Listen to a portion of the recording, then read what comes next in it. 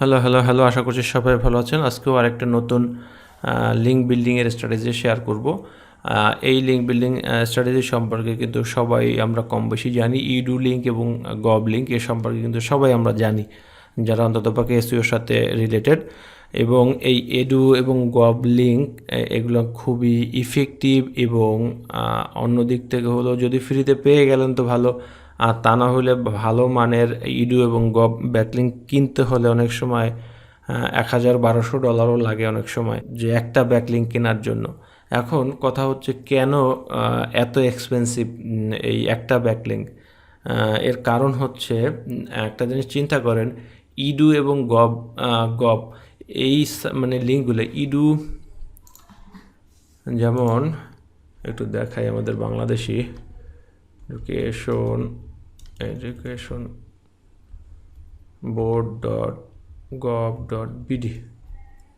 তো এটা হচ্ছে আমাদের গভর্নমেন্ট ওয়েবসাইট। তো এডুকেশন বোর্ড এই কথাটা দেখার পর যদি .gov দেখি, তাহলে কিন্তু এটার মানে হচ্ছে একটা গভর্নমেন্ট সাইট, সাধারণত বুঝে মানে সরকারি ওয়েবসাইট। এটার মানে হচ্ছে যে এটা কিন্তু কোনো অর্ডিনারি ওয়েবসাইট না। গুগলের কাছে কিন্তু এই ধরনের ওয়েবসাইটগুলো প্রায়োরিটি সবার আগে, তারপরে কিন্তু অন্য ওয়েবসাইট। মানে সরকারি জিনিসগুলো সবসময় কিন্তু গুগল প্রিফার করে যে একটা কি বলে র্যাঙ্ক আনার ক্ষেত্রে ওকে আগে দেখবে, তারপরে বাকিদের দেখবে। মানে হচ্ছে যে মানে তাকে প্রায়োরিটি দেওয়া, যেহেতু সরকারি ওয়েবসাইট তাকে প্রায়োরিটি দেই, এখানে যা থাকুক।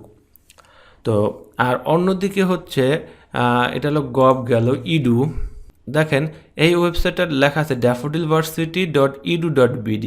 মানে ইডু মানে হচ্ছে এটা হলো এডুকেশন, মানে কোনো একটা শিক্ষা প্রতিষ্ঠানের ওয়েবসাইট। এটা দেখলেই বোঝা যায়।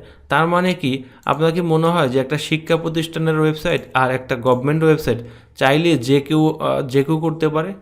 তো এইটা করতে হলে, সরকারি ওয়েবসাইট করতে হলে অবশ্যই সরকারি অনুমোদন লাগে, সরকারি মন্ত্রণালয়ের অনুমোদন লাগে, বেশ জটিলতার ব্যাপার। আর অন্যদিকে গভ ওয়েবসাইট করতে, মানে ইডু ওয়েবসাইট করতে হলে তো আপনাকে অবশ্যই একটা শিক্ষা প্রতিষ্ঠান দরকার হবে। তো শিক্ষা প্রতিষ্ঠান যদি থাকে, দেন আপনি কেবলমাত্র এই ইডু ওয়েবসাইটগুলো করতে হবে। তো এগুলো ইডু ডোমেন কেনা, রেজিস্ট্রেশন করে, এগুলো কিন্তু বেশ একটা জটিল একটা প্রসেস। তো সেক্ষেত্রে আপনাকে এই ইডু এবং গভ, তো এইসব জায়গা থেকে কি চাইলেই আপনি একটা ব্যাকলিঙ্ক পাবেন? আমার মনে হয় না যে চাইলেই আপনি একটা ব্যাকলিঙ্ক পাবেন, এবং ওরা করতে দিবে কি না এটাও একটা সন্দেহ আছে। যদি এমন হয়, যদি আপনি ওইখানের কোনো স্টুডেন্ট হন এবং স্টুডেন্টের জন্য কোনো ব্লগ সেকশন থাকে, তাহলে আপনারা সেখানে গিয়ে আপনি করতে পারবেন, যে ওই ব্লগে গিয়ে আপনি আপনার মনের মতো করে একটা আর্টিকেল লিখতে পারেন। সেটা হচ্ছে যদি আপনি ওইখানের স্টুডেন্ট হন। কিন্তু যদি বাইরের কেউ হন, সেক্ষেত্রে কিন্তু আপনাকে ওই ওয়েবসাইটে কোনো অ্যাক্সেস থাকবে না। আর সব ওয়েবসাইটে কিন্তু আবার স্টুডেন্টদেরও লেখার মতো অ্যাক্সেস থাকে না। তো সেই ক্ষেত্রে যে কাজটা করতে হবে, যে ওই বেশ ওয়েবসাইট আছে, তো ওই সব ওয়েবসাইটের ওনারদের সাথে, যে মানে অ্যাডমিনিস্ট্রেশন সেকশনে আপনাকে যোগাযোগ করতে হয়। তো যোগাযোগ করে তারপরে আপনাকে কিন্তু এখান থেকে কিন্তু তাদের সাথে কন্ট্যাক্ট করে আপনাকে কিন্তু একটা এখানে আর্টিকেল পাবলিশ করতে হয়। তো দেখা যায় কি, এদের সাথে কন্ট্যাক্ট করে তারপরে পাবলিশ করতে হয়। এটা কিন্তু বেশ ব্যয়বহুল, সময় সাপেক্ষ, খুব চাইলেই কিন্তু সম্ভব না। তবে কিছু কিছু গভ এবং এডু ওয়েবসাইট আছে যেখানে আপনারা চাইলে কমেন্ট করতে পারেন, কিন্তু গেস্ট পোস্ট রিলেটেড কোনো কিছু করা বা আর্টিকেল লেখার মতো এটা কিন্তু খুব একটা সহজ ব্যাপার না। তো এখানে থেকে অ্যাডমিনিস্ট্রেশনের কথা বলে ওদের সাথে, যে আপনার আর্টিকেলের সাথে বা আপনার ওয়েবসাইটের সাথে সম্পৃক্ত এমন একটা ভালো আর্টিকেল দেবো, আমার বিষয়বস্তু এটা, তো আপনারা চাইলে এখানে অ্যাকসেপ্ট করতে পারেন, কিংবা আপনাদের কন্ডিশনকে আমাকে একটু জানান। তো যদি এরকম হয়, তাহলে সেখান থেকে যদি অ্যাকসেপ্ট করে, আপনি তখন একটা আর্টিকেল দিতে পারবেন। আবার ইডু ওয়েবসাইটে কিন্তু আবার আপনাকে অন্য একটা স্ট্র্যাটেজি ফলো করতে হতে পারে। ইডু ওয়েবসাইটে চাইলেই যে আপনি একটা আর্টিকেল লিখেই সেখানে পাবলিশ করবেন এমন না।